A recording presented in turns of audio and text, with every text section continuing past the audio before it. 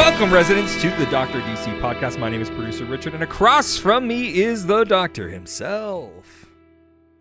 Skadoosh. Is that the sound when you cream pie? No, Jesus. Fuck.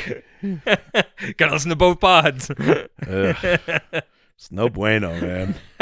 Oof. I also like when we record this second because it comes out first. So No. Oh, no, you're right. This is where it comes out in the right order, yeah. You're prepared for this one?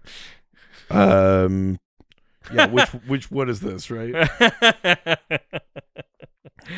Each week we talk about the weird and wonderful world of DC while fielding questions from listeners like you. That's right, baby. That's right. Just like you. And it is the third week. Fourth. week. Nice try, though.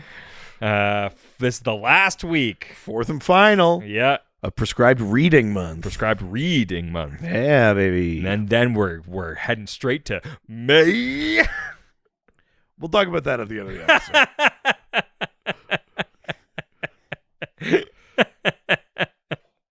Although I will say right now, next month's episodes will be done 1,000 times, 1,000 times better than Richard's flippant comments are gonna make it seem. What are you talking about? This is well thought out, and I've put thought into it since then. Tasteful. Yeah, it will. You're saying it like they shouldn't believe that. Oh, it'll be. Who are you winking at? Oh, it'll be tasteful. Jesus. Prescribed Reid-ing Month, and you all Golden Age patrons voted on the type of book that we should do for this. You picked a villain-centric story. Yes. So based on that specific thing, it could only be one book. Well, selected one. There's lots, but I selected one. Yeah. Action Comics 292. Yeah, it only applied from 1962, I think. Yeah, only applied to this. How'd you choose something else from that selection? Who knows what would we be would this, obviously. Yeah, it would have been something else. I don't know why you keep harping on it. I think it's pretty obvious that the choice could only be made once the vote is done. Yeah, obviously. I know it. Did you think know it. We chose before? The American people know it. Everybody knows it. Yeah. It's a great book. Excellent book. Listen, I don't want to slander our voting system lest I have to settle out of court. Unless I don't win, and then... just a weird Fox News tangent here. Hey, Tucker Carlson's gone. Yeah, but did you see the memes of people took what's her the lady Tyrell from Game of Thrones and put the green M&M in it and said like, "Tell Tucker I want him to know it was me." Oh my God, that's amazing. Yeah, I haven't seen why he's gone. I think it's because of that Dominion voting settlement.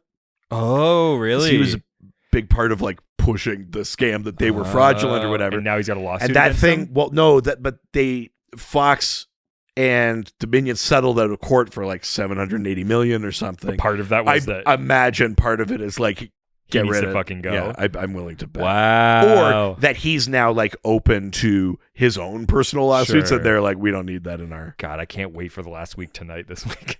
Yeah, that'll be fun. Well, we got to have little like microns of fun amid all of the shit. Yeah, so of course. Speaking of which, Action Comics Volume 1. Here's a micron of fun. Number 292. That's right, baby. Where Superman is the lawyer for Lex Luthor. It's okay, he's pre-law. Yeah.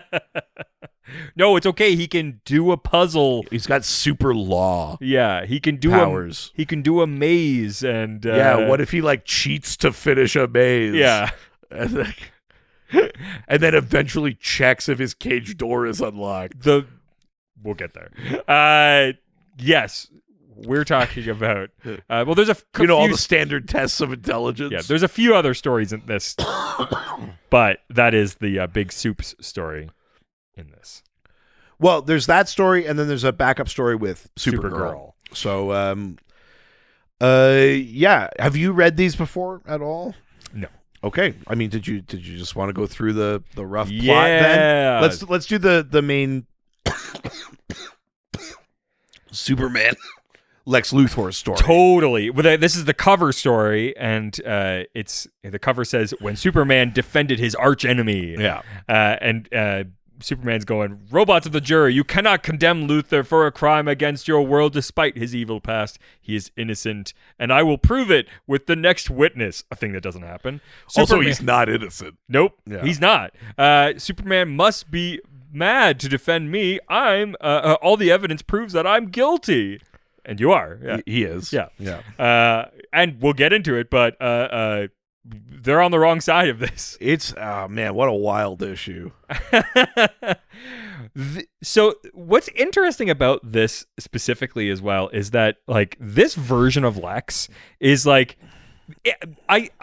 I think that there's like a thesis somewhere to like the version of Lex Luthor in the comic books is a representation of the type of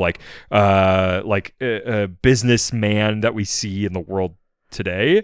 There's absolutely like the type of evil. Like Lex in this era is more scientist. But he's not like this version of him doesn't even feel scientist. This version feels like a fucking dumb business guy in like like this reminds me more of the version that we get in like the live action movies at the time. Yeah, no, I mean this is I would disagree there. I think this is clearly science Lex. He's re-engineered a rocket. He's developed a hypnosis wheel. He's done all these things. He has a vibro ray. But it feels like he got it all from like Brainiac.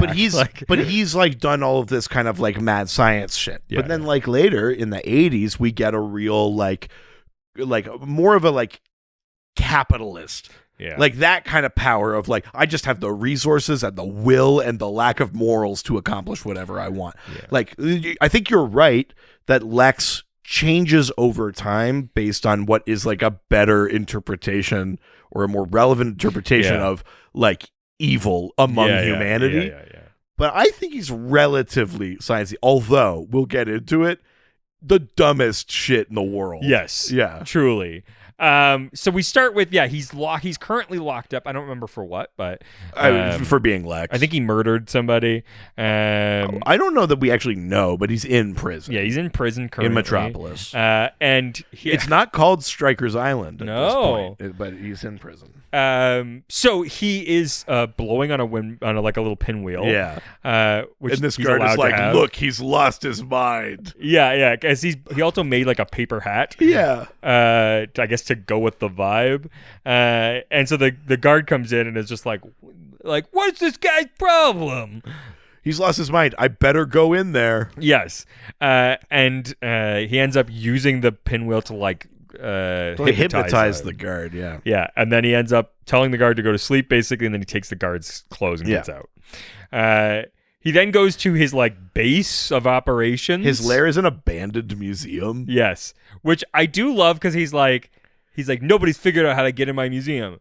You gotta shake Caesar's hand. Yeah, you shake the hand of the statue of Caesar, and then in his lair, this is the thing that I love. Like I don't know if Lex in the modern era is like he believes himself to be right. Yeah. Maybe he knows that he's unethical, but he believes himself to be right. Not this version. But this Lex is like, yes, Benedict Arnold, other evil people of history. Oh, yeah. One day I'll be among you. Blackbeard, Nero. Yeah. One day I'll also be a bad guy in next to you. Yeah, his aim is evil, not I'm funny. right and no one's like brave enough to believe. Like, No. This is like, no, it's sweet to be bad. I do kind of love that. It's also funny though that he's like, no one's found my secret lair or how to get in. And then we cut to outside and like the cops are like, Luthor must be here. Here's the car he stole. Yes. Also, I love. And he's like, drat, they found me. One of my favorite things is he's like, you'll never know where my cameras are. A thing that you can just like have on buildings. Which is like fine. He's like, they're inside the eyes of my statue, and I'm like, you can just matter. have them. Yeah, they could just be on the outside. It's fine. It's cool. Yeah. Yeah, like you don't have to hide those. So then Lex gets into a different statue. Yeah. Inside of which is a rocket, and it. Well, he's got. So first of all, the cops start coming out. Superman is not on world right now. No. We learn that Superman and Supergirl are back in time. Yes. The news just knows this. Yeah, I love that. Superman and Supergirl have gone back in time, just letting all of you in Metropolis know. And Lex is like, this is the perfect time to escape. Yeah, a thing that maybe criminals would take advantage of. But he also learns it like halfway through his escape, so he's like, oh, well, that benefits me. Yeah, that's But a thing I love is in the 60s, it's like we know that lasers exist, but we don't really know what they do. Yeah. We so- got no clue what a laser does. So they're like, he shoots a laser that is like a web laser that like traps people. It's like, so I think it's supposed to be like a hard light, like a force field kind of Sure. thing. But yeah, he shoots this like rainbow of light at the. And they I don't can't even know move. why he does that. They're just outside the museum. I They know. don't know to shake Caesar's hand. Yeah, they can't. They're never go gonna. in. Yeah, I don't know why he does that.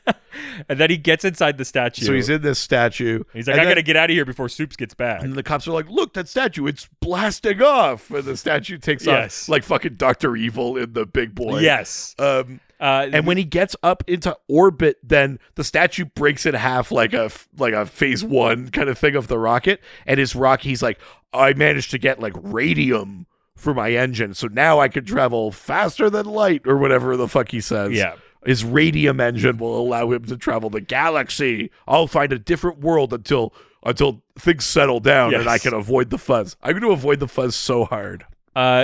Before he does set off, though, we go to the Superman emergency squad in the right. bottle of Kandor. Oh, right. Sorry. Which Yes, are that's like right. in the city of Kandor, there are robot Supermen. No. So there's two different things happening. Okay. In the city of Kandor are Kryptonians dressed like Superman who are, I believe, monitoring. Oh, okay. Why are they dressed like Superman? Great question. Unless they are robots. But I was under the impression that the people in the bottle city are like monitoring the world, and then they hit a button that activates a Superman robot elsewhere in the fortress. Because they don't look different, it was hard for me to tell. You're right. I mean, they could be. Yeah. But I don't know. There are Because people. they also look exactly like but there's Superman. people in the bottle city, right? But Great maybe question. Yeah. Okay. But they do look exactly like Superman. You're right. You know what? You're probably right.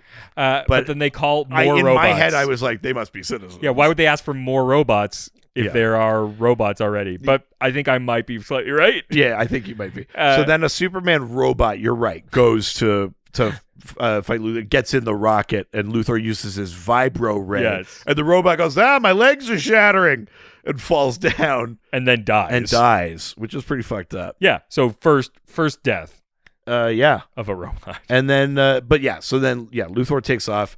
The phase 1 statue falls away. His radium engine kicks in, and he does an interstellar version of like hiding in a bush at GTA. So he travels off, and he ends up on this planet called Roxar. So in the midst of him leaving, Yeah. we then Superman and Supergirl come back from the past. Yeah, he goes, thanks for coming back in time with me. I never would have found the lost history of that civilization. Yeah, and I stole their things. And then she's like, I better take these stone tablets from back in time and put them in a museum. in the rightful place Yeah. in a museum. This belongs in a museum. I do love though that that he quickly changes to Clark to read the news that Lex Luthor breaks out, and then immediately comes back into Superman as if he couldn't. I got to imagine that's his life. He's like, finally, I can be Clark again. And then like something happens on the radio. He's like, shit. Yeah. He has to go into another phone booth. So funny. Yeah. So then he tracks down Lex. And he's flying. He's like, Lex, I see the radiation trail. He must have a radium engine. Oh, God, he's so fucking fast. Yeah, almost as fast as me. Yeah, he's like, I better follow this trail. And so he goes to a planet called Roxar. Yeah. And there's a civilization there. And So when Lex lands there, yeah, he gets out of the spacecraft and he's like, great, this'll do. And a robot comes up to him. He looks like he's got like a speaker for a head. It kind of looks like the guy from Quantum Mania. Yeah, a little bit, yeah. And he comes up and he calls himself an autom. Yes. And he's like, hey, who are you? And or like, you don't have a license to be here. Well, or you have a permit. weapon. You have a you've got a weapon, dangerous yeah. weapon, and you got to turn that over to me. Luthor shoots him with the vibro and just destroys this robot. And Fully then murks this guy. And then other beings that we believe to be alive, but we learn later are androids go, we just saw you kill an autom. No one's ever done that. And Lex is like, it's just a filthy robot. I can kill however many I want. It's legal. Yeah. And they go, not here, it isn't. And they arrest Lex and bring him into custody. By the time Superman gets there, Lex is like, I've been arrested for what is obviously not a crime, murder. Yeah, just because this intelligence is here and I've wiped it out. Yeah. So we then find Lex gets brought into the Automs, and that's when we get to learn their story, which is basically they were created by some like a human-like species that was like, hey, our atmosphere is deteriorating. We need to find another planet. You Automs need to go and find us a new planet. And it took them too long. Yes. And so then they call and they're like, yo, what's up? We found a new planet. And they're like, never it's mind. too fucking late. I'm tired. Yeah. We couldn't have the energy or to survive the trip back. Yeah. So the Automs just start their own society. And then the Automs make these androids, which are more like lifelike beings, but are subservient to the Automs. Yes. Cool. And of course, on this planet, killing an Autom is bad. Yes, not like any artificial intelligence that's like smart enough to like make its own decisions. It wouldn't be bad then too. Yeah.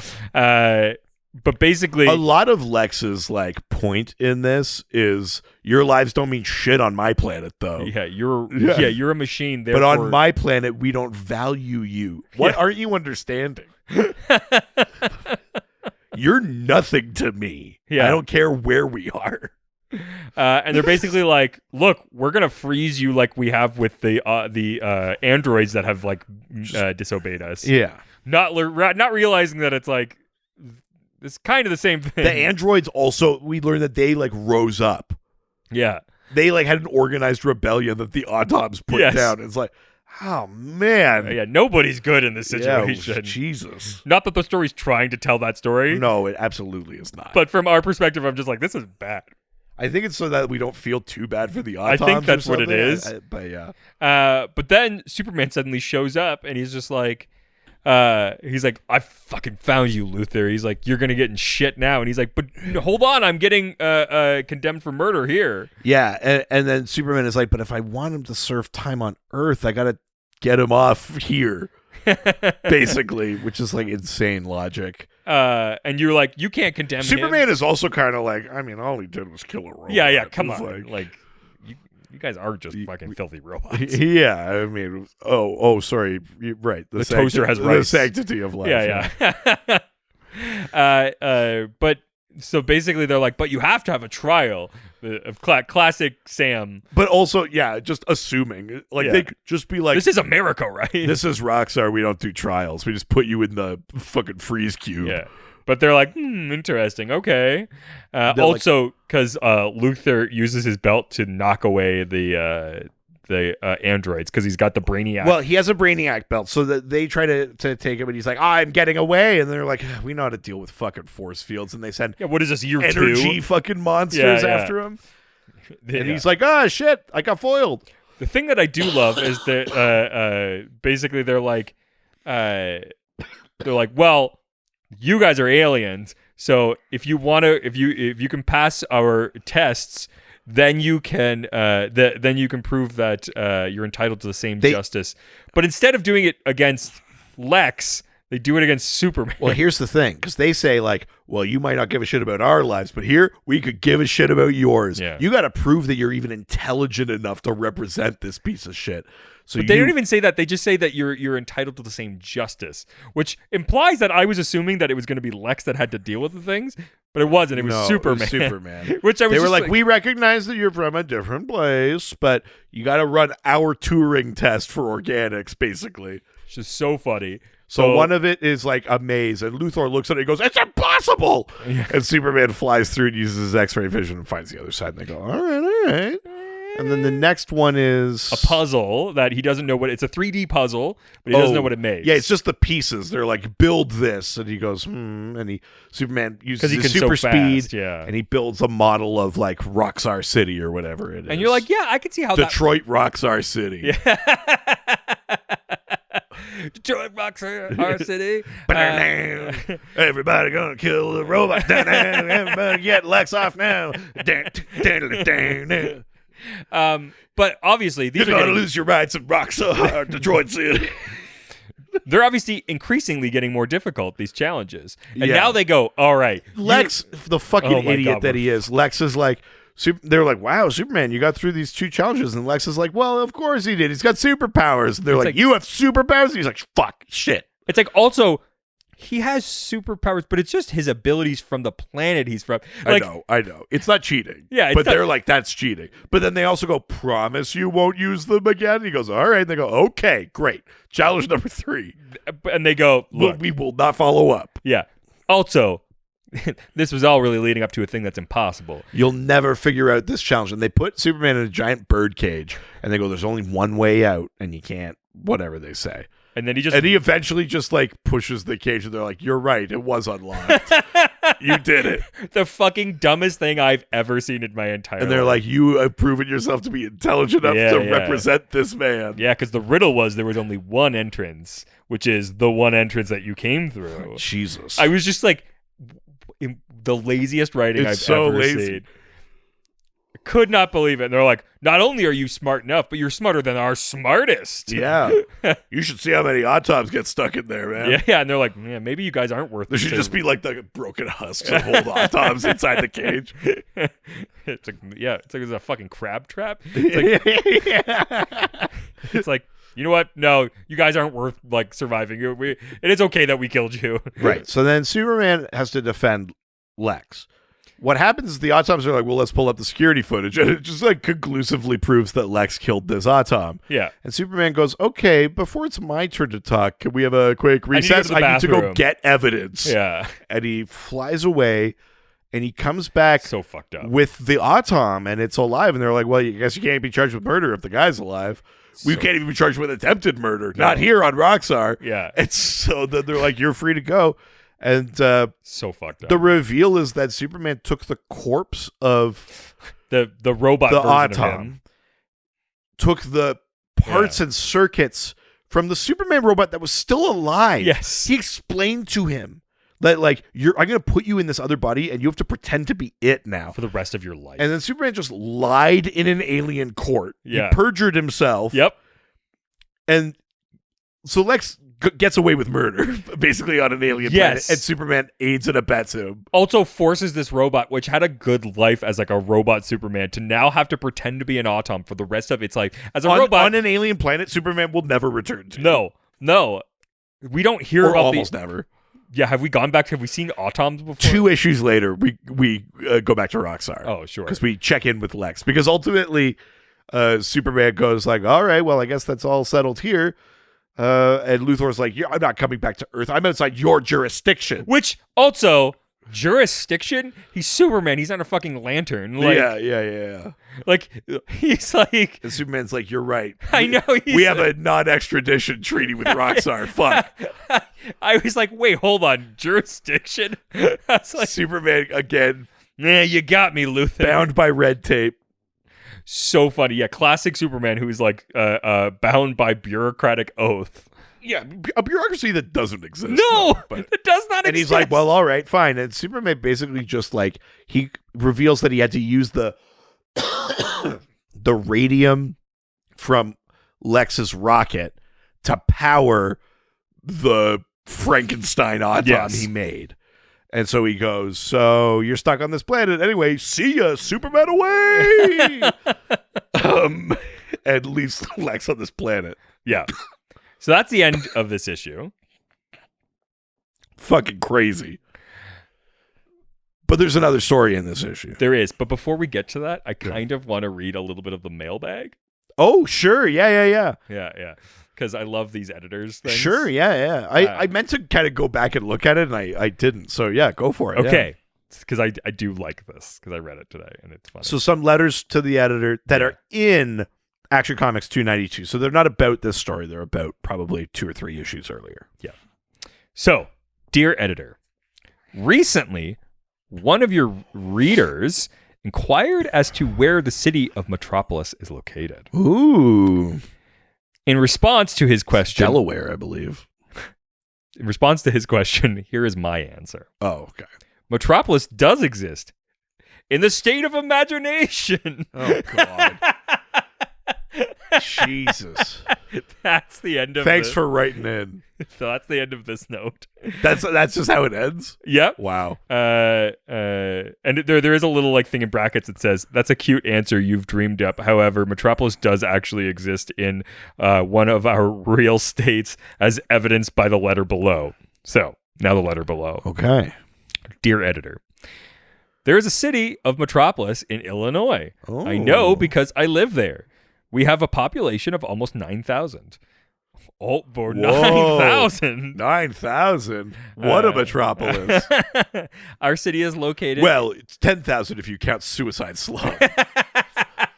But we won't. But we don't. Our city is located in the southeastern tip of Illinois and is only 12 miles away from Paducah, Kentucky. Cool. Irrelevant. In brackets, thanks for relaying this information. Now look through your city's telephone directory and report back to us to whether there is a Clark Kent, Lois Lane, or Perry White listed in its pages. Yuck. From the editor. That's cute. Now, dear editor, I found your recent story, The Man Who Made Supergirl Cry, most interesting. But I think I found one mistake. Oh, fucking nail him. Get him. Get his ass. If Jack Sewer, the villain, needed super tears so urgently, Jesus Christ. Oh, no. Remember, this is the 60s. Uh-huh. There's the comics code. Yeah. To create the chemical formula he required, why didn't he take his own tears? When he escaped from the Phantom Zone, he would have cried himself. Tried to get out of this one. I mean, Jack Sewer is pretty crazy. Jack Sewer is a Kryptonian scientist, most famous for exploding their moon. So, he's pretty crazy. Really love this response from the editor. Okay. For crying out loud, don't you realize that when Jack Sewer escaped from the Phantom Zone, he was so elated from the success of this plot, he could only laugh. Of course, when Mon-El forced him to return to the zone, Jack Sewer began to cry, but by then it was too late. Wow. Fucking nailed him. You fucking nerds. Dear editor, there's a couple more here. Okay. I was happy to learn that you intended to add a new super pet to the super family. That you name this super steed Comet. This is the issue. We get to find that out. Mm-hmm. The reason I chose this name is because comet means a heavenly body with a tail. Sorry, wait. This letter is suggesting that they name it Comet? I would like to suggest that you name it Comet. Yeah. Huh. Yep. Interesting. Very interesting. So the response from the editor. Although scores of other readers suggested Comet as... All right. Never mind. It's not that interesting anymore. Or it's just them like being like, you have got no fucking case. Yeah. You can't prove shit. Yeah. As the name for Supergirl's new pet, a name we are adopting for this mysterious new stallion in the Supergirl story in this issue, we are declaring Reader Iverson as the winner of our Find a Name for Super Horse contest because of his clever explanation as to why the horse should be named Comet. For his prize, we are sending him the original cover for the next issue, Action Comics, which will box of glue made from Comet, which will feature Comet and Supergirl. No, the glue's made from Supergirl. No, from her tears. Yeah, in dramatic action. Incidentally, Comet is not a survivor of the planet Krypton and is not affected by any form of kryptonite. Can you guess why? The answer will be revealed in the next issue. Hey. Crazy. Dear editor, in an issue of Action Comics some time ago, you showed dozens of the tiny Kryptonians in the bottle city of Kandor placed in deep sleep. So it is robots in there. Yeah. The Kryptonians are in stasis. To be awakened in the future. Will we ever get to see them awake, or do we have to wait a few centuries? Yes, you'll see these victims of suspended animation revived in an early forthcoming issue due to a surprising development. In the meanwhile, please be patient. Well, there you go. And one last one. Dear editor, I enjoyed the recent story, Superman's Super Courtship, but I think it was cruel the way that you took Superman away from Luma Lanai. Sorry? No idea. She said, Earth needs Another you. LL? Yeah, of course. Not just Lois and Lana and Lori. Luma Lanai. Yeah, apparently. Like to be out on the Lanai, like Golden Girls style. It's Lynai. Oh. Lanai, maybe? She said, Earth needs you. It so happens there is a Supergirl, monkey, and dog, plus a super cat and the Superman emergency squad. Also, there is soon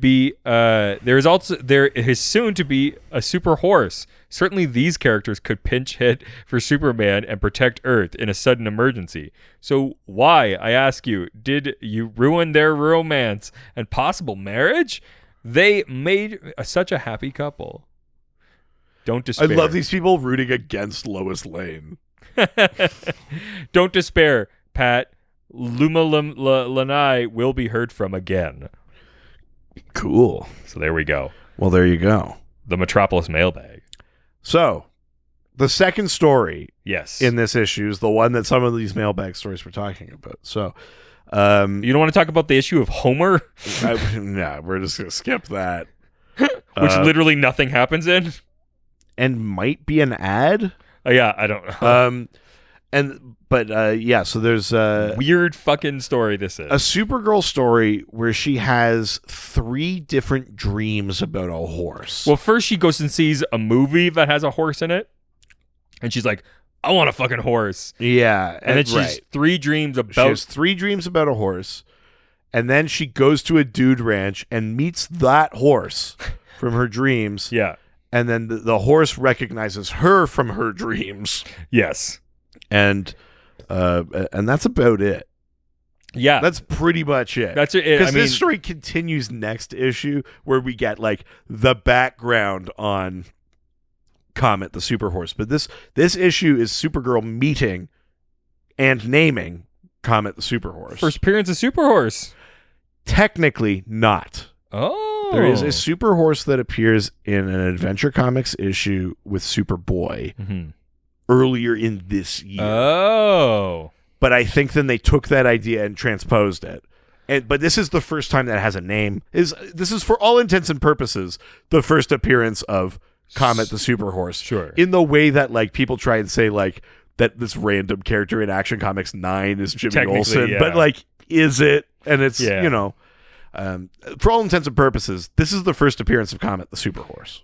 We also get to see Streaky the cat. Yeah, sure. And Crypto briefly in dream sequence. Yes, exactly. Which like apparently, yeah. I mean, there's truly not much more to this issue than that. Although I will say that there's a weird energy to dreaming about, like, I keep dreaming about World War II. my stallion. Or and the one dream in the dream, Streaky and Crypto go back in time to World War II, and Comet saves them from a kamikaze pilot who just murders the pilot. They give way too much info on that too. They go like, it's a Japanese kamikaze suicide pilot. Yeah. He believes in his mission so strongly he's willing to sacrifice himself. It's Yeah. like, all right. all right. It's cool. We know what kamikazes are. But she's really fucking having some. And she keeps going like, I keep dreaming about a horse. I wonder if something's wrong with me. All right. Chill. That's a horse of a different The color. dude ranch they go to too is called like the Supergirl Supergirl dude ranch because she's like, oh, I helped that guy. So he became obsessed with me and named a fucking. But then they get there and the guy's like, oh, that old he's old not guy, even here. He's too like, I bought this ranch off him. I just love the Supergirl name. So it's like, so even the weird thing they set up like doesn't apply anymore. Nope. It's so many weird choices in this book. When they go to the movies, they're like, oh, the traffic is so bad. And Supergirl's like, I bet it's not in the sky. And she lifts up the car with her adoptive parents in it. Yes. Flies them to the theater. And they're like, man, we're lucky to have a girl like you. It's like cool, I guess. Yeah. Yeah. Those are the two stories within this. I just need to do a thing. Okay. Here. This is a joke Bruno would have appreciated. Okay. Because it's very Irish. And it's all I could think of when reading this issue. Okay. I think Chris Chan might appreciate this. Okay. It's a joke from an Irish TV show called Father Ted. Love Father Ted. Oh, this is an ad. Wait.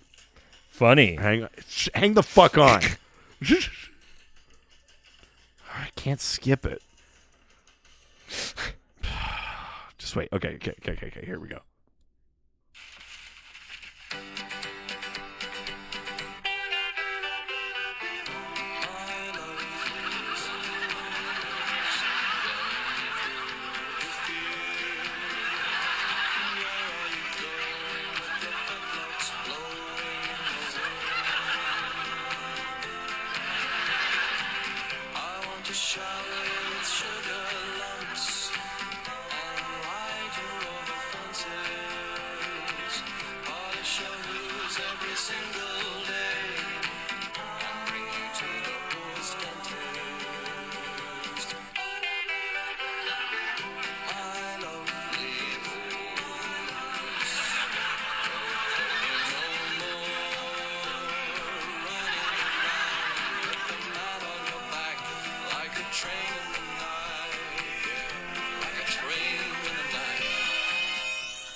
That's My Lovely Horse from the episode of Father Ted where they enter the Eurovision Song Contest.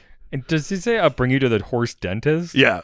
I think doesn't exist. It's called a vet. Yeah. Weird. My lovely, lovely, lovely horse. You remembered that when you were reading this? I watched so much Father Ted as a kid. Is it your parents? Yeah. I mean, obviously. A thing I just want to briefly bring up, which is there's an ad that Superman's like, be my guest at the Palisades Amusement Park in New Jersey. Here's free coupons entitled you to free admission plus 2 rides, acts, and parking. And there's the free rides are a little weird. Okay, what are the free rides? Free ride, admit 1, carousel. Free ride, admit 1, cuddle up. Yeah. Oh. Free ride, cuddle up. Also, what a missed opportunity. 65 cents? Come on. Come on, if you're going to cuddle up, you better be 69. What a weird book.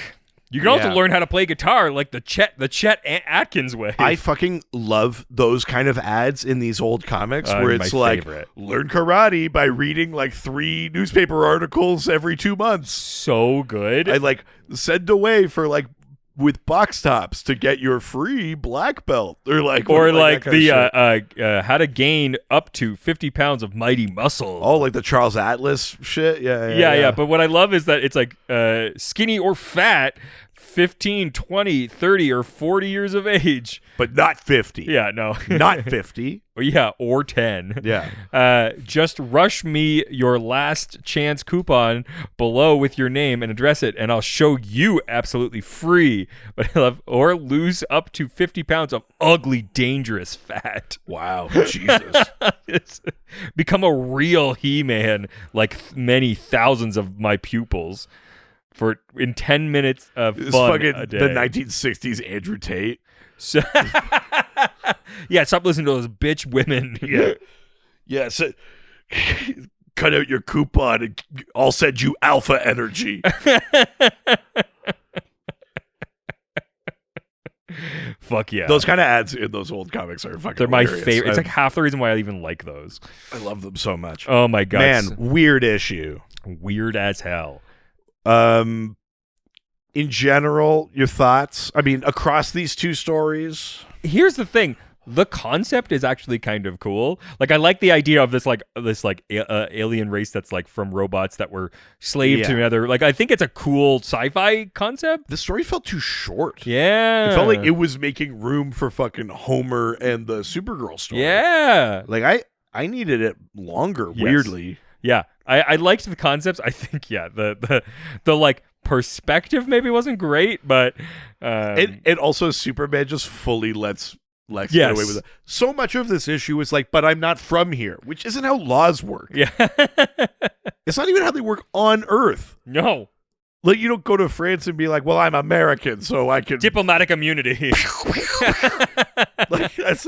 Yeah, but you're not human, you're French. Like, it's not how that works. And Superman's just like, well, He's right. Instead of being like, a Lex in prison is good No matter where it and is. it's important he face justice, and it's important that this society gets justice. Yeah. He's like, no. I'm never going to rob them of justice. I'm going to desecrate the corpse of one of the members of their community just to make sure that Lex is like on Earth. I'm also going to play God with my own And robot. then at the end, I'm not even going to bring him back to Earth because Lex caught me in a loophole about jurisdiction. So I won't even do the thing No. that this whole thing was predicated on. So I've now, if we're keeping score, left him on the planet where he committed murder, allowed him to get away with said murder, and left. Yes. Also played God with two robots and shoved one inside of another one, and then it was just like, this is your life forever. Yeah. Existence is pain. Yeah. Yeah. I kind of loved it. I mean, it's so many of these Silver Age Superman stories are like, man, Superman, I don't know. I know. That's every issue is like a fucking Tuvix scenario, and Superman makes the wrong choice every time. You're like, oh my god. Yeah, it's a great like sci-fi, like Twilight Zone-y kind of thing. And then the Supergirl story is all fluff. It's like, well, I dreamed about a horse, and then I met him, and he was great. Because I'm a girl and I love ponies. And that's like, that's it. Yes. You know, like, yeah, that one kind of sucks, but I did love. I enjoyed the Superman story. Oh man, wild shit. Yeah. So yeah, I'm gonna give this 3 out of 5 capes.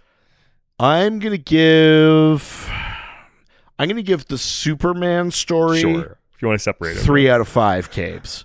I'm gonna give the Supergirl story 2.5. That's fair. Capes, because I think with the context of the issue that comes after, when you actually learn the backstory of Comet, it's a bit more interesting. But on its own, it's like, why would I like? Also, guess what? You probably could have put that Because he doesn't even like come in and save the day in real life. No, in this issue, but she just meets him and they recognize each other from her dreams. Yes. Also, I feel like you could have cut out a lot of that dream shit and just like put the stuff from the next issue into this one. It's also hard not to think of like Tina Belcher. Yes. You know? Yes, absolutely. Like an uncomfortable relationship with a horse. Yeah. I mean, especially considering what's coming. Oh. With that horse. Oh. Yeah. Uh-oh. It's weird. Uh-oh. Comet ends up being her boyfriend for a bit. Oh, no. And he's technically... he's actually 40. Well, technically, he's not really a horse. He's a space centaur, and then gets accidentally trapped in horse form instead of person form because of a witch or a sorcerer or some shit. What half is human? Yes. Nice. Yeah. All right. Well, why don't we get into the questions? Yeah, let's do it. Well, first we're going over to Facebook. Go into the face and the book. Go into the Facebook. Braden Ketty asks, did Superman volunteer to help, or did Lex Luthor begrudgingly ask him? He volunteered. No, Superman volunteers because I think to Superman. Well, I mean, again, the lot. It'd be he was just like, he's like, I need to bring him to Earth for justice. That if we can say that there's a logic to it, that's what Superman is aiming for. Yes. Is to get Lex back on Earth to face the justice there. No matter how much injustice Superman needs to sow on alien worlds, we'll get justice on Earth. But he forgot the one thing, which is that he's got no jurisdiction. Yeah, he's like, fuck. Shit. Which is apparently a thing. Like, imagine if halfway through this issue, the Automs were like, hey, wait. They're like, did you go to law school? like a Suits situation? Superman's like, I just used my super memory. Fuck. Shit. Now I got to find a super computer hacker to change it, the database for Harvard. Yeah, that's right. Space Harvard. Oh, have you gotten there? Yeah. Yeah. Where she finds out? Yeah. Oh, yeah. So good. Anyways, fucking Suits. Yeah, Richard's rewatching Suits, if that's not clear. Yeah. Chris Chan, I get law now. Yeah, I would argue that we're better at law now. I think we've watched enough of it that it presented with a law situation, you and I could deal out justice. Richard Eden v. Chris Chan. Oh my God, hell yeah. Yeah. Eden Vanier. Oh yeah. Associates. Let's start a firm. Yeah, why not? It's gonna turn. Well, let's start a mostly hard. It's gonna be. It's not that firm. It's kind of soft. We're getting old. Well, once it's there, it's 10 hours. Hi, I'm calling from Eden and Vanier Law Limp. What? It's like, well, it's not firm. Yeah, get ready. Allow me to fold this motion in, Your Honor. Hold on. I'll get firm. Let me just perjure myself for a second.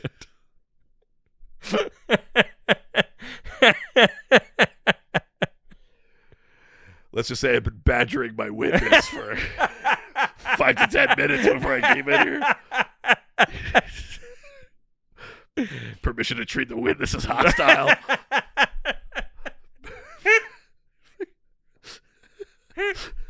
Fuck yeah. All right, let's leave Facebook and head on over to Twitter. That's Twitter. First question comes from Michael Benston. Yeah, Benston like Bexton. Yeah.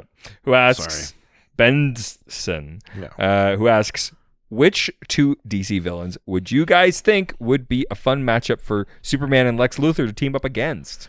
Oh, interesting. So Superman and Lex Luthor are continuing to work together, like they are in this episode. I mean, interestingly, Superman and Lex have teamed up lots of times.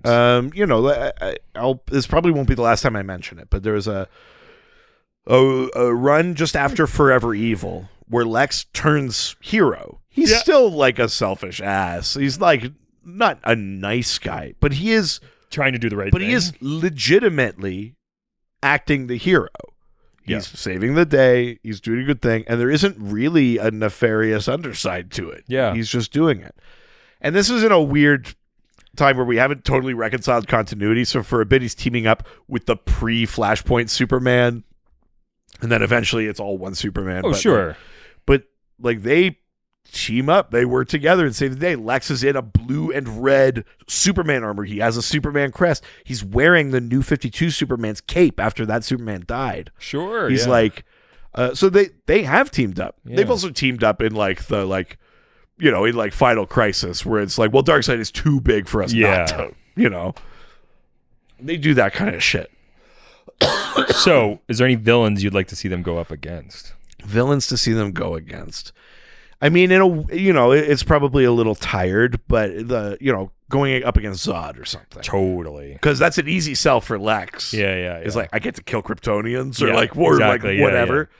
And it also validates him, which is like an invading alien force. This is what I thought of. Like, it's so easy to sell Lex on that, and Superman might just need his help. Totally. And he just puts up with Lex being like, so I was right the whole time. And he's like, yeah, whatever. Fucking just help me. Yeah, exactly. I think that's an easy sell to get them to team up is something like Zod. Not dissimilar logic-wise would be like Mongol or again, sort of alien interlopers. I think that's an easy team up.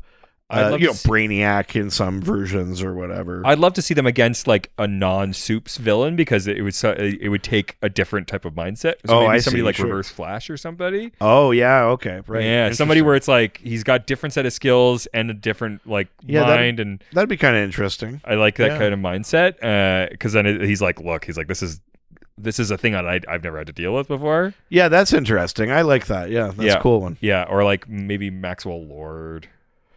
Yeah, I mean, Lex would have only disdain for Maxwell Lord. Yeah. Maxwell Lord is like a slimy car salesman in the business world compared to Lex. You know what I mean? That would be really fun. The disdain Lex would have. That would be a good one, yeah. Max Lord forcing that with his power, he'd have a disproportionate amount of influence. He'd be like, absolutely not on my fucking planet. That would be dope. I would love to see that. I mean, especially if it's in the context of how Maxwell Lord took over Superman or whatever. Yeah. But now Lex has to free Superman. Yeah. That would be rad. That's kind of interesting. Yeah, I like that. I like that, yeah.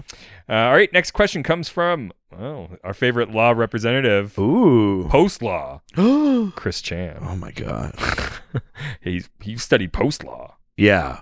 He's great at fence related cases. Who asks, would you defend Lex? Give me your strongest submission for Lex's innocence. Oh, I mean, so two very different questions. Yeah. Do I think it's valid? No. First question, I absolutely would not try to defend Lex here. No. Although, if you're Superman, best case scenario if you believe in a fair trial, you should go, I know Lex Luthor is guilty, but I will do my darndest to defend him. Yeah. And then I will let this planet's justice system play out as it will. Is this like a reverse data like measure of a man? It is reverse measure of a man. Well, I think the story is called Measure of a Man. No. Is it not? That would be amazing. At any rate, this is kind of a reverse measure of a man. So, let's say I would defend him just because I believe in supporting due process. Sure. But I don't believe that he's innocent. How would I build that case? I guess the best I would have to do is the really icky thing of like he felt threatened. He was in a neighborhood. Oh God. You know, this robot approached him and tried to. Oh no! And he's at his. How did the robot know that it was a weapon? He was just trying to assault him. Lex defended himself. He had a hood on, like any reasonable, intelligent being would do. Yeah, the robot had a hood on. Oh no! Jesus Christ! Hey, the robot knocked on the wrong door. I mean, like truly. I mean, it's such an icky thing, but I think that's the only because they've got footage. We know Lex used the vibro ray on this. So the only thing you could say is A, Lex was scared and this was self-defense. And B, Lex only knows how the vibro ray works on Earth. He could have a reasonably assumed that a robot of greater intelligence or sophistication would have been unharmed. Yeah. So like a kind of like the best you could do is like I guess he gets off with manslaughter or something like that. Like, Yeah. I think that's the closest I could get to like what my defense for Lex would be there. He would absolutely get convicted, but I think that would be like the approach. I take the plea deal. You never go to court if you want to win. Wow. So it is watching Suits. Oh yeah, baby. Fuck yeah. Oh, I like this, Richard. Yeah, baby. I mean, I like the other. Well, no, I like this, Richard. Who got a key? I sure do. And it's in a bowl. Oh, all right. Next question. Wait, no. What's your? Are you serious? You just take the plea deal? Yeah. So what's the plea deal, though? I don't know. I didn't want a fucking robot. I don't know. But what does Lex have to offer them? Like normally, a plea deal is like I'll flip on someone else. Oh, he's got. What does Lex have to offer them that they wouldn't just like put him in a freeze cube anyway? They got his space. He's got a spaceship, or he gives up Superman. Oh. Yeah, I don't fucking know. I don't know. I'm not Watch more Suits and then come back to this question. Your training isn't complete yet. Yeah. They've got. He's got access to like Red Tornado. Oh, okay. More advanced robot. Oh, I see. Yeah. And Metal Man. He can be like, I'll bring. He'll help like. I'll populate this with other robots. Yeah, I can permanently quell the sort of resistance among the androids. Yeah, that kind of shit. There we go. Yeah, play into the latent robot racism that there is on this planet. Look, the fucking robot class war that's yeah. I mean, you guys are fucking robots, but like, at least you're not some fucking filthy androids. Am I right? Jesus. Good Lord. Yeah, robots walk like this, but androids walk. Robot comedian. It's like the same movements. That's insane. Interesting. Androids be drinking oil. I don't know. Yeah. And now we will enjoy some entertainment. This is a clip from Def Jam Robot Tour. Hoot. All right, next question. Some androids be driving like... You got to picture them only talking like that. Yes, obviously. So, next question comes from Zen, barely holding on. Okay. Who asks, has there been other moments in comics where Superman has had to defend a villain from judgment? Has there been a moment where Superman doesn't interfere with a villain's fate? I mean, almost certainly in both cases, but I mean, this isn't like a judgment piece so much, but it just happened in Action Comics or something like that. There's been this Metallo thing playing out, and they stopped Metallo, and the new Superman, Kong Keenan, the one from China, says something like, "This is like, so we just we just stop him and put him back in prison so we can get out and do this all again or whatever. And Superman has a line that is more or less like, because they stop Metallo, but he needs like medical attention or something. They're like, if he dies now, he'll never be better than this. Sure. We save him on the hope that he will better himself. He'll never get a chance to do that if we don't save him, which is not strictly speaking about like a law procedure or something like that. But I do think that's the right Superman ethos, which is like, I will defend my villains when it's called for, like when they're on trial and they need representation or they're wrongfully accused of something or whatever. It's like, because that's what we should do. A, it's right. And B, the reason I stop these villains isn't to like put them under. I stop them so they can get better. Like I want them to get better. The best case scenario is they all get better. There is a non-Superman story that I'm also thinking of that's from the Tom King run of Batman called Cold Days. And in that one, it's right after his wedding falls through and they're talking about how angry he is and shit like that. And he essentially at one point figures out that like he decides that like Mr. Freeze committed some crime or whatever. And Batman shows up, beats the shit out of Freeze, and then Freeze is on trial. And Bruce realizes that like he just assumed it was Freeze, but it wasn't. And so he gets himself on the jury and then like has to hang the jury basically. To like convince them, like, is there not a reasonable doubt that like he basically has to impugn Batman's honor to get Mr. Freeze off? It's an interesting. I don't think every beat of it works, but it's a really interesting conceit for a little arc. Is that he's like, no, I fucked up, and people just when Batman turns up with a villain, they go like, well, Batman solved this. So he's like, I actually have to remind people that Batman's not above the law. I have to remind myself Batman's not above the law, and Freeze should go to prison for a lot of things, but not this.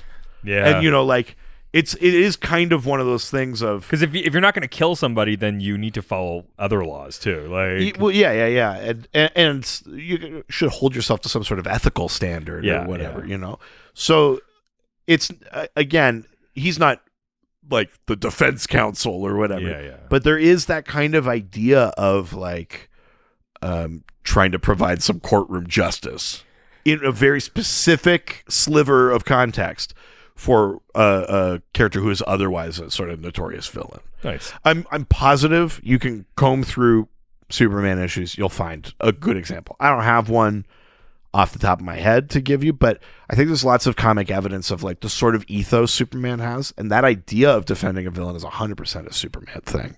You know? Totally. I'm sure there's something probably to do with the Phantom Zone or something, but there must be. You know, like there've been so many Superman comics. I'm sure people in the mentions or the comments are going to name like 30 of them. But the point is that is 100% in Superman's character. What's weird in this issue is that he's defending Lex, but not for any of the Superman reasons. Yes, exactly. Like this issue is like a weird kind of thing, but in general, that's totally a thing Superman would do. Totally. All right, last question from Twitter comes from Truth, Justice, and Hope, who asks, outside of Morrison's All-Star, what is your favorite example of wacky Silver Age Superman elements being reintroduced in a more modern context? Oh, I've talked about it before, but I really like, from the New 52, I like Action Comics number 40. It's a one-and-done story that takes place on Bizarro World. So on Earth 29 with the cube Earth, the like Hatre or whatever it's called. But on that, but the Doomsday from Prime Earth gets unleashed on that world. Oh, okay. And Doomsday at this point has gotten to the point where like when Doomsday walks on the ground, like it sucks life out of like plants die around it and shit like that. But when Doomsday goes to Bizarro World, because it's Bizarro World, he starts walking around and like flowers spring up and doves appear and little bunnies hop around, and Bizarro's like, yes, like he's like, this is the worst thing that could happen. It's so funny. So it's like on Bizarro World, Doomsday is making everything nicer and they're losing their minds. That's like so the world's ending. That's so and it's a whole adventure of Superman and Bizarro having to stop Doomsday on Bizarro World. I think that's like a really fun. You're taking something from like the edgiest part of the 90s and then plopping it in the sensibility of like a fun, like, on this world we say things are backwards. Yeah. No, destruction is actually flowers. Like, Yeah. that feels Silver Agey to me. It's not like throwaway. Like the Have you used the thing that I think All-Star Superman cracks that not every fun like, I think, and even I'm doing it, people conflate Silver Age with like weird and fun. Yeah. And that's part of it. But the thing that Morrison kind of cracks in All-Star Superman is the Silver Age is also explain fucking nothing. Yes. And so in All-Star, he just goes like, oh, I'm just forging little suns for the Sun Eater that I keep here. And you don't go like, what? How? What's a little sun? Yeah. How are you like? It's just, you just don't explain it. You just, I'm doing it. And you go, all right. And that's kind of the Silver Age. And Morrison really taps into, like, when they wrote that, they like crafted a story that has too much information and not enough time to explain it. Mm-hmm. And that's also a Silver Age kind of thing. Oh my God. I don't. I mean, whatever happened to the Man of Tomorrow is an obvious one. That's like an obvious homage to Silver Age. Has he ever used like masonry vision in the future? No, but that's only in the movie. That's only in Superman 4. Too bad. Yeah, masonry vision is kind of amazing. Any of his weird powers ever show back up again? Oh yeah, there's like the odd issue where like a writer's like, we should bust super ventriloquism out again. Sure, yeah. Some shit like that. Like, they definitely do that kind of stuff. A good Silver Age feel. I mean, it's not overall a Silver Age feel, but having like a big extended super family like exists right now feels very Silver Agey. Very Silver Agey. The tone of the stories doesn't really match that, but the idea that there's Supergirl and Superboy and two Supermen, and then there's the new Superman in China. Super Pets. And then there's the two Philosians that Clark and Lois adopted from the Warworld saga. And then there's, Crypto and blah, blah, blah. Like, I dig that. I think that's fun. The current story that's happening right now there involves Val Zod from Earth 2, the Superman from Earth 2. And that's kind of fun to have like a multiverse story. And I mean, it's darker because Supermen from elsewhere are dying because Ultraman is killing them. Yeah. But the idea of like, I'm a Superman from this Earth. I'm a Superman from this Earth. We need your help. Blah, blah, blah. Like, that's kind of fun to me. I think you mostly just get like the most Silver Age a thing can be is just to run with an idea and not be embarrassed by it. And so the way that translates is sometimes you don't over-explain things. You just trust that people will go with you kind of on vibes. Mm-hmm. You can be hopeful or a little, shucks or whatever. Yeah. And you could just let fun things be fun. Sure. And if you do those three things, I think you get feelings of Silver Age. But I think you'd be hard-pressed to find a story that, like, top to bottom is like, that's a Silver Age story. Totally. Outside of All-Star. Yeah. Absolutely. All right, let's leave Twitter and head on over to the Doc Scored. Oh shit. Doc Scored. Yeah. But the Doc Scored. You've got a Doc Score. Did you do that last week? Fuck, I probably did. Shit. Give me one Doc Score to stay here. And I'll dox you back to school. Nice. Baby, I got you Doc Scored. When the Doc Scored back around. Nice. Yeah. Hey, he's back. I'll score on you Doc Scored. I'm gonna Doc Scored on the scored. Nice. Hell yeah. All right, first question comes from ToneDX2049, who asks, did this story have any effect on Lex and Soup's relationship? Is it referenced again after? It is referenced again after. I mean, influence on their relationship. Their relationship like constantly resets of like, I'll get you, Superman. Yes, especially back then. 2 issues later, it's Action Comics 294. Yeah. You catch up with Lex. He manages to make it off Roxxar. He sort of ingratiates himself to the robots and then gets their technology and manages to get his rocket working. Sure. and he's like working as a space pirate until, and then he like tries to commit enough space piracy that Superman will notice so that he can trap Superman. And Superman shows up and something happens and he ends up bringing Lex back to Earth, I'm pretty sure. Jurisdiction be damned. Yeah. Lex just be like, this is international waters. Yeah. But yeah, I mean, like you literally, like Lex is on Roxxar when next you see him. Yeah. So it's not a total like one and done where the next time you see Lex, he's just like, I'm back on Earth. Yeah. He's on Roxxar. He makes his way off. He fights Superman again. Superman, I believe, once again brings him to Earth for quote justice. But it's not beyond that. Their relationship doesn't change. Yeah, there's no like, I'll remember when you defended me. There's no shit like that. Like it's they're just at it again. Yeah. All right. Next question comes from the real Josh Gill.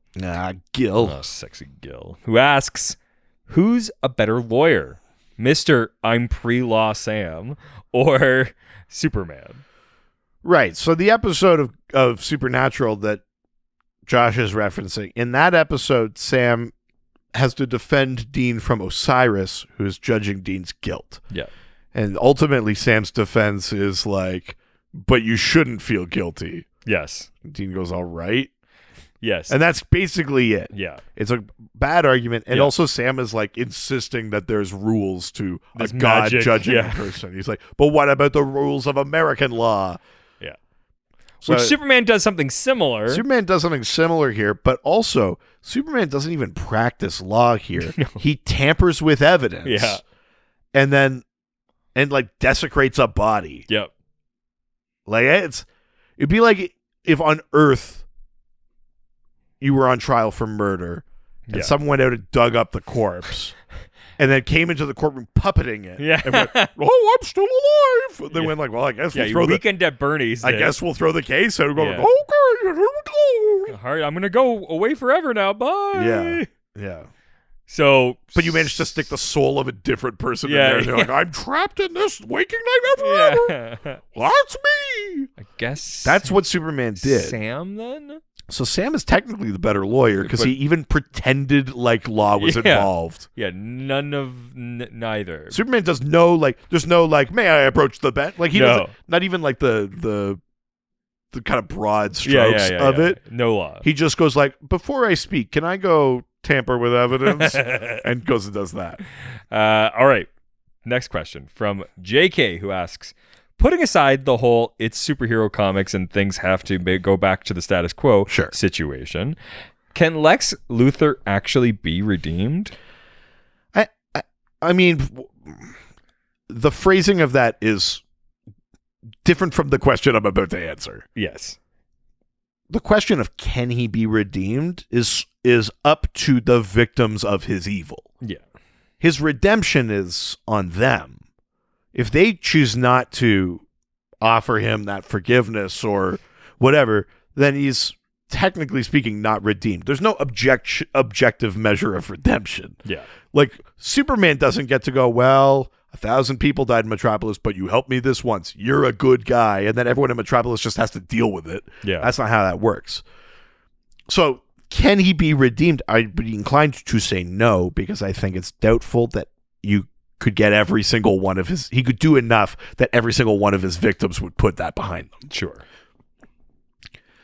Can Lex Luthor make a face turn, be good, or like work for good, be, a force for good? Yeah. The answer is yes. That arc that I told you about that happens after Forever Evil, it happens through Rebirth. I mean, Lex has had a few face turns and or kind of like pseudo like lesser of two evils sort of turns. Yeah. But in this one, there was no ulterior motive. It wasn't like President Lex. Yeah. When he was like, but I have a plan over here. Yeah. Like people think I'm good, but I'm doing this. That turn where he was like wearing the S, he was just being good. Yeah. He was selfish about it. He wanted people to know it was him. He was like, it was me, Lex Luthor. But that's not worse than Booster Gold or whatever. Like, sure, yeah. Lex was doing it. Yeah. It was actually such a good in character, well composed turn for him that the only way to undo it was for Lex to believe that cosmically good was doomed to fail. Yeah. That was the only way to get him out of that. Yeah. Because there was no ulterior motive. He had this taste of it. He was in it. The only credible story move to make him part of the Legion of Doom is just be like all of history, all of the multiverse, the forces, the fundamental forces of reality Or against bend good. to doom.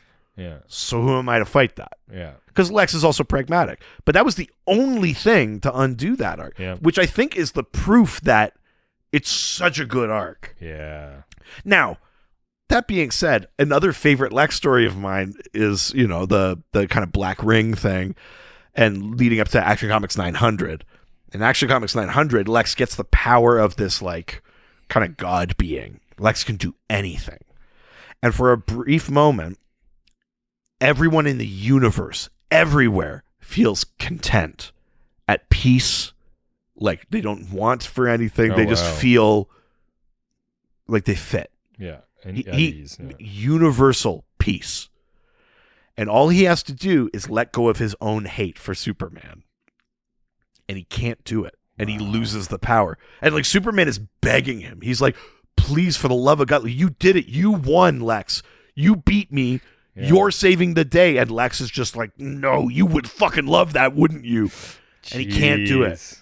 And that story is also such a distillation of Lex. So as much as I love that hero Lex turn, can he ever forever be good? I think it's not unreasonable to have Lex in a long-term setting be a force for good. Yeah. But ultimately, he will choose himself. He can temporarily be redeemed, but not He might put his life on the line for some other people, other humans and stuff like that. But I do think ultimately he can't get over he can't get over that inferiority thing with Superman. Yeah. And that will always bubble up in some way. And I think the Doom thing is a nice out for him where he's like, well, it's inevitable. But I think you could also spin it as that was his out. Yeah. It's like a relapse kind of I think if you treat it like that for Lex, then that's how it is. These are brief moments of sobriety for him when he's being good. Yeah. And then it's just a little too easy for him to fall off the wagon, which is actually kind of tragic. It makes him kind of like the Riddler or Two-Face or some of these other characters that are they can't fucking help it, man. Every time they kind of reach for the light again, something pulls them back, and it actually kind of makes Lex sad. Yeah. In a way, he becomes, where he tragic character. Well, and where he should be kind of the pinnacle of humanity, all the success, all the whatever, all the smarts. He's actually behind the rest of us. Because Superman manages to inspire good in the rest of us, but he can't in Lex. Yeah. Lex is the one person that can't be inspired that way. So it's actually kind of sad. Crazy. Yeah. Next question comes from Chan180, who asks, have there been any additional stories about Lex's adventures in space? Oh, yeah, tons. There was that... it's not the only planet he's been stuck on. No, because there's that Lexor. Yeah. Is the planet where he goes there and, makes them worship him. Yeah. And then, Superman goes there. Maybe Superman goes to jail because he, knocks over a Lex statue or whatever. They're like, that's fucking crazy.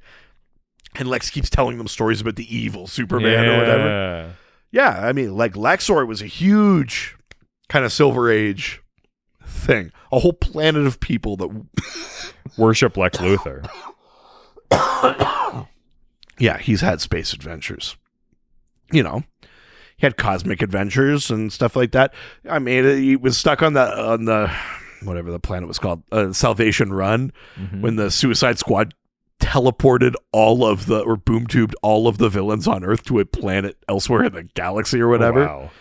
And it's like a prison planet, like Lord of the Flies style. And the villains kind of made these camps. And Lex eventually builds a portal back to Earth and shit like that. But Lex has space adventures sometimes. And they're fun. Yeah. I love that. There's some good Legion of Doom in space stuff at the start of the Scott Snyder run of Justice League. That was kind of part of the interregnum period between metal and death metal. There's some good like adventures at the Source Wall between the Justice League and the Legion of Doom. Like that shit's kind of fun too. So yeah, I mean, there's space stuff out there with Lex. Hell yeah.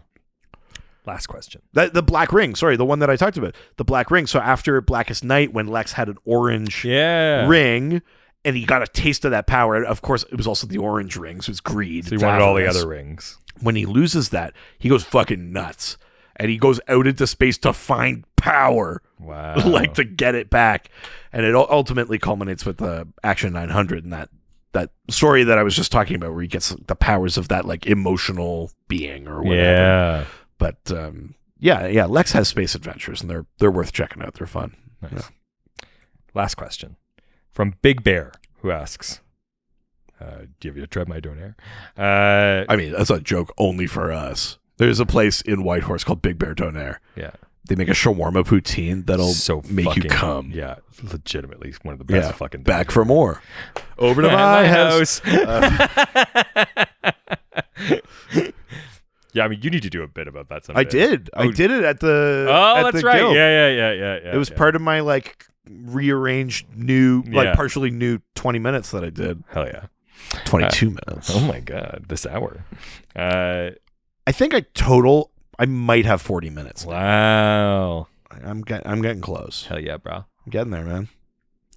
Big Bear asks, do you think there could have been a reality where Superman let Lex get convicted? Superman is self-righteous, of course, but the thought of his arch enemy being put away for good and out of the way had to have crossed his mind, right? Here's how I think that would have to play out to still be kind of authentically Superman. Is Superman would need to... I think Superman just has to trust that whatever the other justice system is fair. Yeah. But from what we can see... Yeah. Raxor's system is not fair. No. Well, I mean, we don't know. We know that Lex has been arrested. He wasn't killed on the spot. Yeah. So I guess that's something. But we also know that there was an uprising and everyone is in like an energon cube or whatever the fuck they call it, right? So we don't have anyone other than these very kind of like subservient androids to question the system. So I think for Superman, him insisting on fair trial and I will represent him is like, I don't know what your system is, but I will at least try to plead a case for him. We'll see how it goes. You know, the best case scenario, best case scenario is Superman shows up to a planet and he goes, you look like you have a robust legal system. I'll stay here to make sure Lex doesn't fuck with it. Yeah. But you put him on trial and we'll, however that goes, you know, but just know that we also have kind of pending charges on him and whatever. Like, in this particular one, Superman just goes, the only justice is Earth justice. And he bulldozes this legal system and aids and abets a murderer. And so that's worse than I think just like letting Lex go to prison. Do you think But in general, I guess my answer is he wouldn't just let Lex go to prison like full stop. I think he would let Lex get fairly convicted. Yeah. Because that's fair. But how do you judge fair? And I think that's why Superman gets involved. But again, this story muddies it by saying, well, I got to get back to Earth to that prison. Instead of just being like earnestly participating in this legal system. 2 questions. Sure. One, do you think he would allow the Lantern Corps to deal with him? Yeah, I mean, I think if this was a better thought out story, that would be part of it. And then 2, does the Lantern have a prison? Yeah, they have the science cells on Oa. Oh, I feel like we've never really talked that much about it. But again, then if you keep zooming out, then you go like, well, who gives authority to them? Yeah. But if we just take for granted in the 60s, the Green Lanterns are cops and therefore good, don't look into that. Yeah. Then theoretically, committing space crimes like across jurisdictions, you know, you got like if you flee from state to state, you become like federally wanted. Yeah. So theoretically, if you flee system to system, but you're in the universe, maybe that should graduate you to Green Lantern Court. Yeah. You know, Green Lanterns keep in mind like, well, those are the laws on that planet. These are the laws. These are the laws of the Book of Oa. Blah blah blah blah blah. X number of cycles in the science cells. Here you go. Yeah. Theoretically, that's a good story workaround for that. That's not what they do here. Yeah, no, obviously. But that's that would work. Yeah, totally. Look at you. Hell yeah. Whatever. Oh man, we're about to start a law firm if you keep talking about that. Oh my god. So I was sitting on the couch with a lady the other day. I wish I didn't sit on the couch when I got over. And she looked over at my comic books and was like, "Oh, Batman and Son. I didn't know he had a son." Yeah. And I was like, "Well, Robin." And she was like, "That's his son." And I was like, "Well," I was like, there's a few Robins. Literally was like, so first name is Dick Grayson, the original Robin. Yeah. And then she was like, "Oh, I thought that was like his buddy." And I was like, "Well, if you're talking about like the original like live action TV series, then yeah, he's more of like a ward and like not really his son." But I was like, if you're talking about like actual Dick Grayson from the comic books, I was like, technically, yeah, he was adopted by Superman. But then there was other ones. There was like Tim Drake, and I was like, Damian Wayne, actually the son. You're like, do you know what? Wait here, I have a flow chart. You go to the other room. And I did go. There's actually a really great book with Superman, with Superman's son and Damian Wayne. She was like, I've got to leave. And I was like, no, hold on, I haven't even told you about the League of Assassins. Talia al Ghul, daughter of Ra's al Ghul, the Demon's Head, one of Batman's adversaries. There was a moment where I was like, well, it was.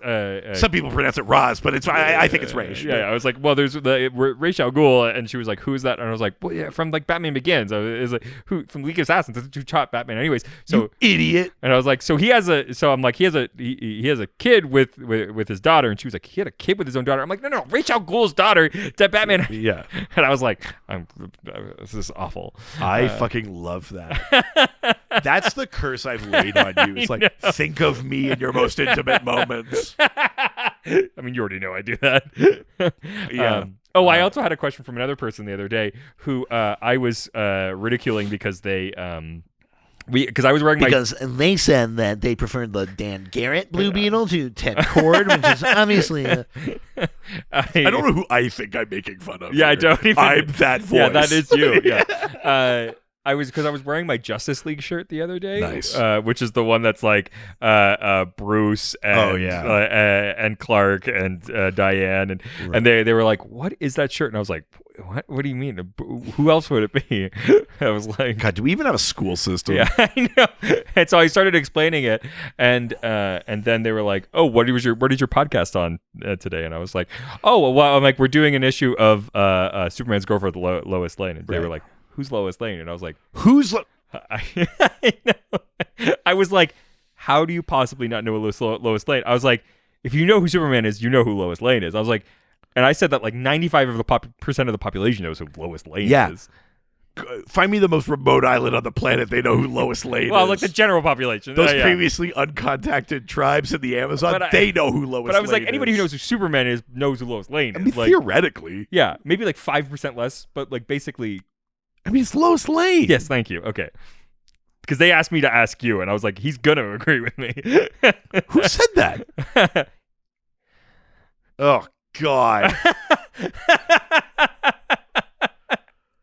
Look, this is why I'm doing what I'm doing. I mean, remedial education. I think. Spent too much time with fancy book learning and not enough time with picture books. So yeah, you've poisoned my brain, and this is how I interact with women. Oh man, I can't wait to meet.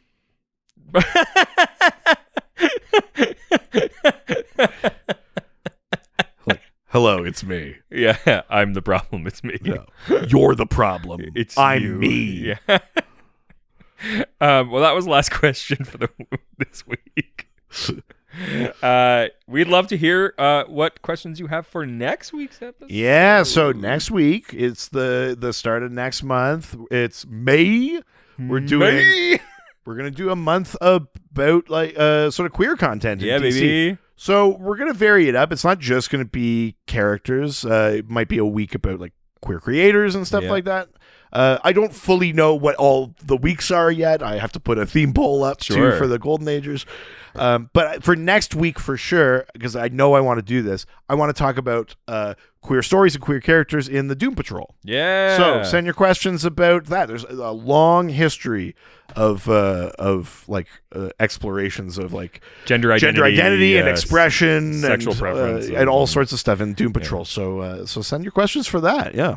And you can send those questions to our Facebook, Dr. DC Podcast. Found our it Twitter at Dr. DC, our Instagram, Dr. DC Podcast, our email, drdcpodcast@gmail.com, you can jump on our subreddit, r/Dr_DC. The doc phone is always open. 208-917-3238. I think there actually might have been a question this week from. Really? Hold on. Hold on. I said hold on. Hold on. Hold A on. little more. Hold on. Hey, Doc. Hey, Richard. It's Ryan Putney. I know it's been a long time since I've done this, but Shut the I'm fuck. calling in for your episode on the trial of Lex Luthor. So my question or comment is, how do you think the trial would go for Lex, for the fact that he kidnapped Superman just to try to get a freaking peanut butter recipe? So yeah, just give me a little sketch for that, because I know you guys will make something funny enough to make me laugh, and hopefully everybody else laughs, because you guys are great. Again, I know it's been a while, but I'm just so glad to be listening to the podcast again. I took a break from listening because of my injury, and mostly because I love listening to your guys' show when I'm on the road doing my job. It makes the day go by so much easier. So now that I'm back to work, catching up on the podcast has been a lot of fun. Richard, I hope you're doing okay, both from your divorce, learning all that. But anyway, I love you guys, and have fun with giving me the sketch on the fact that Lex Luthor goes to trial for kidnapping Superman, all for the sake of getting a peanut butter recipe. Love you guys. Bye. I forgot that like weeks ago we made Ryan record a hostage video to say he was okay. Yeah, You guys are really funny. I love how funny you are. And I've got that crying kid in the trunk. And I'll be home soon. Pray for my safe return. Yeah, my injury from whacking my family door. I think Ryan was injured. So I hope Yeah, he's because doing better. our fans always seem to get injured. It does happen a lot. It happens more on Ghostfacers for some reason. But, Yeah. Yeah, the fucking peanut butter thing. Peanut butter. Such an insane ad. Yes. Like Superman peanut butter. And yeah. God, Fuck. we need to do another one of those. That was a fun episode. That was good. Yeah. I don't actually really remember that ad all that well, but yeah, I guess, yeah, was Lex stealing the peanut butter? Yeah, I thought.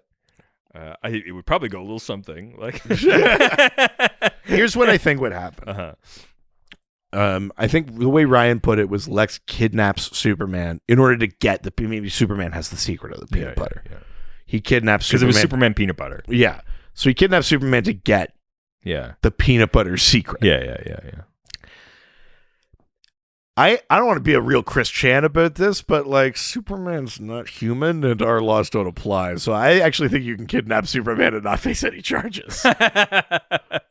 He's basically a fucking autom. Unless Superman is willing to give up his secret identity and claim the citizenship that Yeah. he's illegally obtained. Yeah, and we know what you say about those. I actually and to be like a real like a lawyer nitpick about it. I actually think that yeah, you can kidnap Superman basically with no repercussions legally. No repercussions legally. You still have to deal with Superman. Yeah, you still have So you'll face a kind of justice. Yeah. But it won't be directly because you kidnap Superman. Like anything for that nut. Although I will say in comics there is this kind of thing of like we'll never know who that masked vigilante who breaks all of our laws is. But this guy hit him. Take him away, boys. We'll immediately like use the full force of the law. There's like kind of that shit happens a lot, which is like, well, I don't know. Batman said he did it. Yeah. It's like, well, that's not really law. That's not how that works. Yeah, It's not just true. anyone can say a thing and then they go to jail. That's Yeah. not how Nope. anything works. Nope. Or like Batman just going like, don't even bother sending him to jail. Send him to the crazy prison. Yeah. Like, Don't worry. I left a note on him. Said it was from Batman, so just believe me. yeah. I went to Hong Kong and kidnapped this guy and left him on the door. Yeah.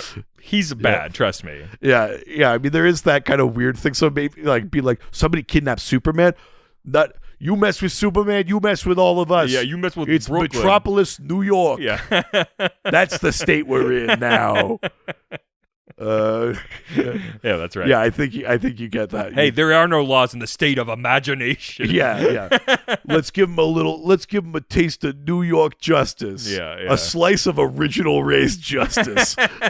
Which original race? though? Yeah, Metropolis Yeah, original okay, race. yeah. We're on TikTok. Yeah, at Dr. DC. We've got a website. DrDCpodcast.com or .ca.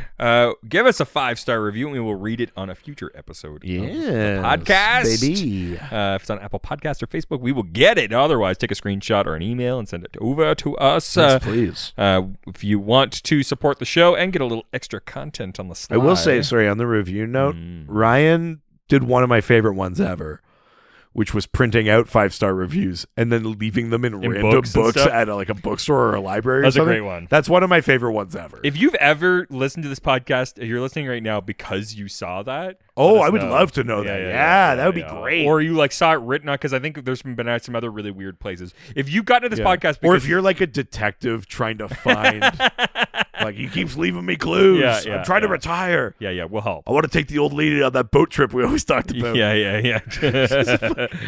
You get us involved. Yeah. But if you want a little extra content, baby. why don't you subscribe to our Patreon? Patreon.com/DrDC. $1, $5, $7 levels. They all give you access to the Doc Squad, our awesome Discord fan community.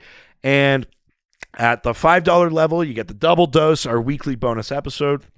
This month for Prescribed Reading, we've been reading some cool indie books, but in other months we talk about movies, we talk about personal confessions, we Mostly do that, deep haunting truths, all sorts of fun stuff. And at the highest level, Golden Age $7 level, there's theme pulls, there's bonus episodes. Right now we're in the middle of Toretto Talks. It's the show I do with my sister, going through every single Fast and Furious movie in the lead up to Fast X. But there's all sorts of kind of fun, exclusive stuff up there for you. That's right. And if you're even hungrier for more content from us, well, strap on and strap up. Yeah, strap up. Jesus. Ghostfacers, a Supernatural rewatch. We're going through every single episode of the CW Supernatural. We're partway into season 7 at the moment. We talk about real world monster lore, behind the scenes stuff about the show. We talk about cream pies. It's great. Yeah, and delicious. So go check that out. And that is it for this week. Adios. Ciao. Superheroes, they always fight for what is right. Live with danger and adventure, they are men of might. This was a Brain Freeze podcast.